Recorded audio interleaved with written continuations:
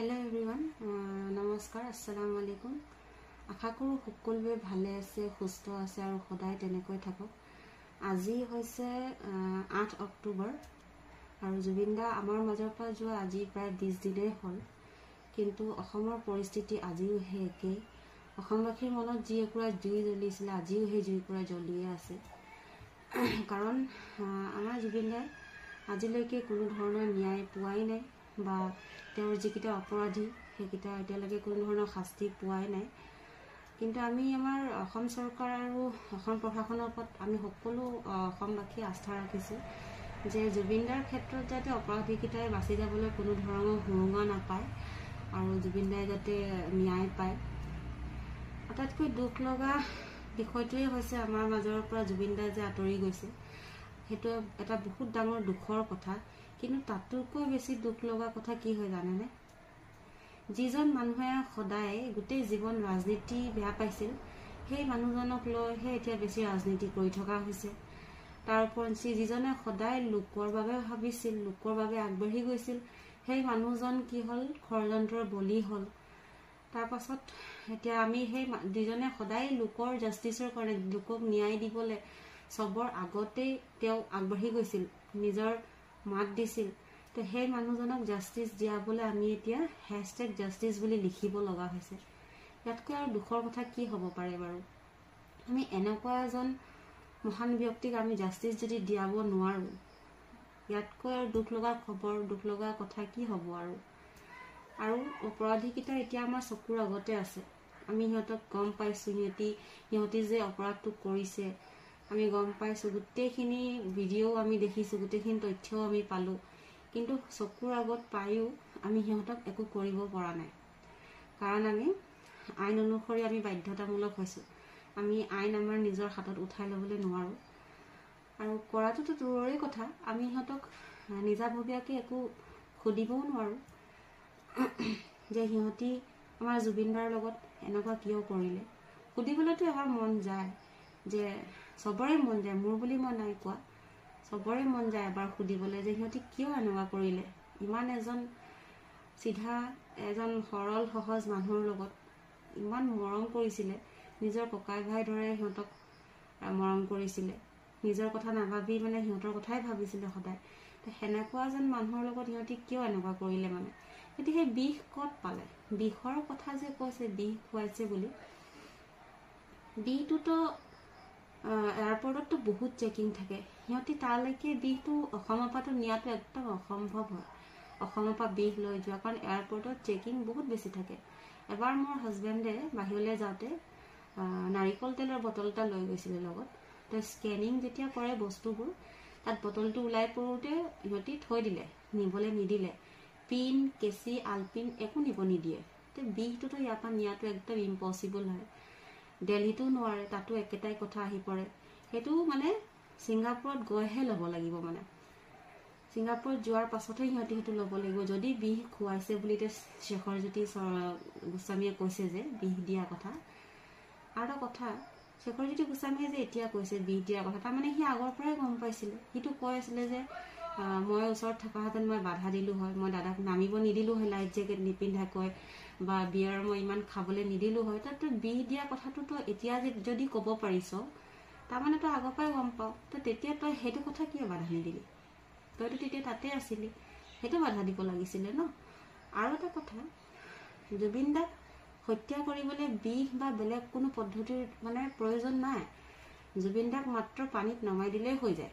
কাৰণ জুবিন দা এজন মৃগী ৰোগী, আৰু সকলোৱে জানে যে মৃগী ৰোগী এজনৰ কাৰণে পানী আৰু জুইটো কিমান ভয়ানক। আৰু ডক্টৰে এইটো বাৰে বাৰে কৈয়ে দিছিলে, পানী ওচৰলৈ নিনিব, তেওঁৰ ভয় আছে। তো সিহঁতি জানি বুজি সিহঁতি আৰু জুবিন দাক পানীলৈ ঠেলি দিলে। এইটো হত্যা নহয় কি হয়? ইয়াতেতো দেখা দেখি কথা ওলাই পৰিছে। ইয়াত বেলেগ আৰু একো ভাবিবলৈ বা কিবা এটা মানে এভিডেন্স বিচাৰিবলৈ এটা দৰকাৰেই নাই। গোটেই ভিডিঅ'বোৰত ওলাই গৈছে জুবিন দা ভাগৰি আছে, বহি আছে, জুবিন দাই নিজে যাব বিচৰা নাই। সিহঁতি লাইফ জেকেট পিন্ধাইছে, শেখৰজ্যোতি গোস্বামীয়ে নিজেই কৈছে ব'লা অলপ আগলৈ যাওঁ। গোটেইবোৰেই জানে এষাৰ কথা যে জুবিন দা মৃগী ৰোগী হয়, পানীৰ পৰা তেওঁৰ ভয় আছে। তো পানীত নমাবলৈ দৰকাৰেই নাই। পানীত নমাই দিছে এইটো হত্যাই হয়। বিষ খোৱাটো বহুত পাছৰ কথা। পানীত যে প্ৰথমতে সিহঁতি নমাই দিছে সেইটোৱে চবতকৈ প্ৰথম হত্যা কৰা, সেইটোৱে হত্যা হৈছে না। এইটো হত্যাকাণ্ডই হয়। আৰু তাত লগতে তাৰ মেনেজাৰজনো আছিলে তেওঁৰ। তো মেনেজাৰজনে আকৌ এজনে যেতিয়া ক'লে আগবাঢ়ি যোৱা, তো মেনেজাৰজনে আকৌ হাতখন এনেকৈ দেখাই দিছে, মানে যাব নালাগে। তাৰমানে কি মেনেজাৰটোৰ কোনো ৰেছপনচিবিলিটি নাছিলে নেকি জুবিন দাক লৈ? সিহঁতি মানে এনেইহে আছিলে ইমান দিনৰ লগত। আৰু শ্যামকানু মহন্তই কয় যে জুবিন মোৰ আত্মা, মোৰ কলিজা। কিন্তু যেতিয়া জুবিনদাৰ লগত সেই ঘটনা ঘটিছিল তেতিয়া শ্যামকানুৱে নিজে নগৈ সঞ্জীৱ নাৰায়ণক ফোন কৰি কৈছিলে যাবলৈ, জুবিনৰ লগত কিবা এক্সিডেণ্ট হৈছে, তুমি যোৱা। তাৰমানে ইয়াত কি বুজায়? সি নিজৰ আত্মা আৰু কলিজা বুলি যাক কৈছিল সেইজন তাৰ কাৰণে কোনো মূল্যৱান নহয়, সেইজনৰ কোনো মূল্যই নাই তাৰ ওচৰত। তাৰ নিজৰ বিজনেছ, তাৰ ফেষ্টিভেল তাৰ কাৰণে চবতকৈ বেছি মূল্যৱান। সেইখিনি এৰি সি তালৈ যাব নোৱাৰিলে। তো ইয়াত চিধা চিধি পূৰা দেখা গৈছে, গোটেইবোৰ কথা গম পোৱা গৈছে যে সিহঁতি গোটেইবোৰে আমাৰ জুবিন দাক অকল নিজৰ টকা ইনকম কৰিবৰ বাবেহে ব্যৱহাৰ কৰিছিলে। বাকী এনে কোনো সিহঁতৰ একো মৰম নাছিল, একো মৰমে নাছিল, অকল নিজৰ স্বাৰ্থৰ বাবেহে সিহঁতি আমাৰ জুবিন দাক ব্যৱহাৰ কৰি থাকিলে। তো এতিয়া কোনো ধৰণৰ প্ৰশ্ন নুঠে। যিদৰে অসম চৰকাৰে এই অপৰাধীকেইটাক ছিংগাপুৰৰ পৰা ধৰি উলিয়াই আনিলে, তাত যিকেইটা বাকীকেইটা লুকাই আছে সেইদিনা ঘটনাস্থলীত উপস্থিত থকাকেইটা, সিহঁতকো ধৰি আনিব লাগে আৰু তদন্ত কৰিব লাগে। ইহঁতৰ ওপৰত যিদৰে জেৰা চলাইছে সিহঁতৰ ওপৰতো হ'ব লাগে সেইবোৰ।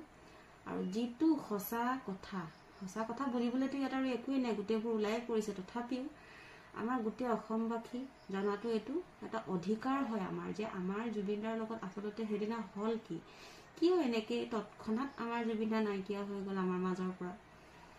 তো সিহঁতক ধৰি আনি সিহঁতক তদন্ত কৰিব লাগে, দৰকাৰ হ'লে নাৰ্কো টেষ্ট কৰিব লাগে আৰু অপৰাধীক উপযুক্ত শাস্তি দিব লাগে।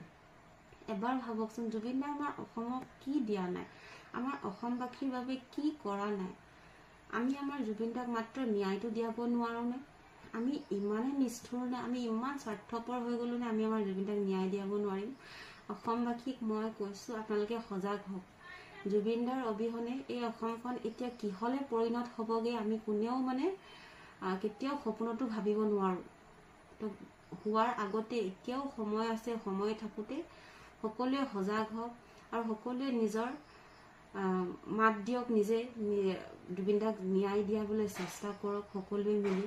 সেই প্ৰথম কেইদিনত যিদৰে সকলোৱে চেষ্টা চলাই আছিলে জুবিনদাক ন্যায় দিবলৈ, মাত দিছিলে সকলোৱে, আজিও আগবাঢ়ি আহক, সকলোৱে জুবিনদাক ন্যায় দিয়াবলৈ চেষ্টা কৰক। নহ'লে কিন্তু পাছত জুনুমণি ৰাভাৰ কেছৰ দৰে আমাৰ জুবিনদাৰ কেছটো মাজতে ওলমি ৰৈ যাব। সেইটো হ'লে কিন্তু আৰু আমাৰ অসমৰ গতি কি হ'বগৈ সেইটো আৰু কোনো ভাবিব নোৱাৰে পাছত মানে।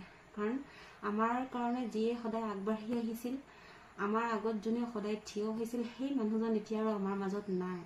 তেওঁৰ অবিহনে এতিয়া অসম কি হ'বগৈ আমি সকলোৱে বুজিব পাৰিছোঁ লাহে লাহে, আৰু দেখি আছোঁ কি হৈ আছেগৈ। এটাৰ পাছত এটা মাত্ৰ ৰহস্যহে মানে ওলাই আছে। নাজানো এতিয়া আৰু কিমান ৰহস্য বাকী আছে উলিয়াবলৈ। মেইন কথা, মেইন যিখিনি কৰিব লাগে সেইটো হোৱাই নাই। কোনে কাক চিঠি দিছে, শ্যামকানুৰ ৱাইফে চিঠিত কি লিখি আনিছে সেইবোৰহে হৈছে।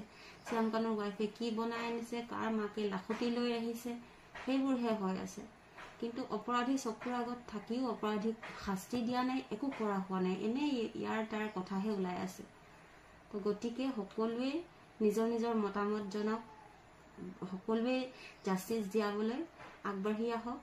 আমাৰ বাবে যিয়ে আগবাঢ়িছিলে এতিয়া আমি একো কৰিব নোৱাৰোঁ, কিন্তু আমি ন্যায়টোতো দিয়াব পাৰিম ন।